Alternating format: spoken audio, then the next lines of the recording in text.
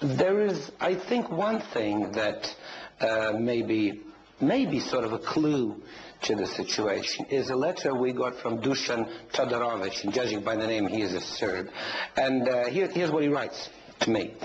Ask him, which is you, if he's aware that we, the Serbian nation, are not going to trade Kosovo for anything, end quote. Is that true? Is that the general mood among the Serbs? Well, I can talk about the government of Serbia. I can talk on behalf of each and every Serb, but the government Serbia of is a democratic nation. The government represents the people. The government represents the vast majority of the people, so in turn I can talk about the support of the vast majority of people, but Serbian government is not going to trade its position on Kosovo. I mean, it's not, we don't see it as a part of any kind of bargain. We've had this principled position since the onset of the negotiations, and in this position we've drawn some red lines. These red lines are to do with preserving sovereignty and territorial integrity of Serbia. Now, there are not too many red lines that we have, and they're kind of flexible. They can be stretched, but they cannot be erased. They cannot be done away with.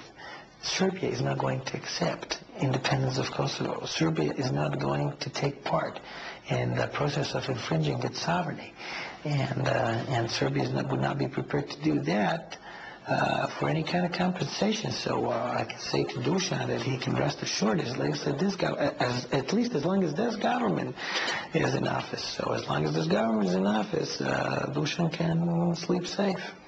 Is it true that the politician that would compromise Kosovo will be finished as a politician in this part of the world, in Serbia? I have to think about it, because I never thought for a second giving up Kosovo, and that's very abstract. A notion of giving up Kosovo. I mean, this is so not part of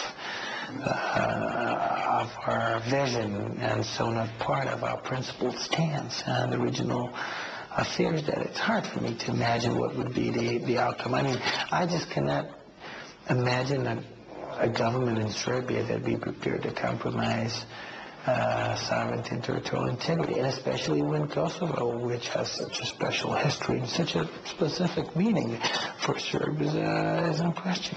Mr. Jeremić, can I ask you a personal question? When have you been to Kosovo personally for the last time? The last time, it's been probably 3.5 years ago. I was there with the president. I was accompanying, or 3 years ago. That was in 2005. Why didn't you go there after? Well, in 3 years. Well, first of all, it's kind of complicated. Because you're afraid to be killed or something? It's actually complicated to travel to Kosovo if you're an official of a Serbian state. You have to go through a very burdensome process to get there, and but since I became a Minister of Foreign Affairs, I spent most of my time traveling abroad, not inside Serbia, since Kosovo was part of Serbia. My job is in Moscow and in London and in New York, not in Kosovo. I mean, my topic is Kosovo, but I'm debating this topic with the representatives in the international community. But Kosovo is part of Serbia, and to that end, my job is not really bring me there. Well, you said your job is in Moscow. Well, certainly this is a very important part of your job. So I want to ask you a straight question. Since you're here, how much do you feel support from the Russian side, from the Russian Foreign Ministry, on the eve of the Vienna talks, that may be the final stage of the talks of the Troika? Well, the Russian position has been consistent so far, and it's been principled, it's been based on respect of international law, and we greatly appreciate this position of Russia. So it's been unchanged. So there's no surprises, there are no changes. I've expected nothing less.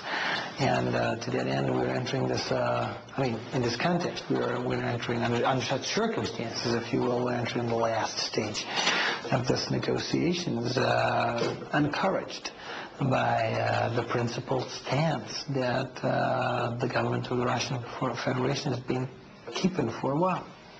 Thank you very much. Thank you for being with us. And just to remind you that our guest today was Vuk Jeremić, the Foreign Minister of the Republic of Serbia. And that's it for now from all of us here.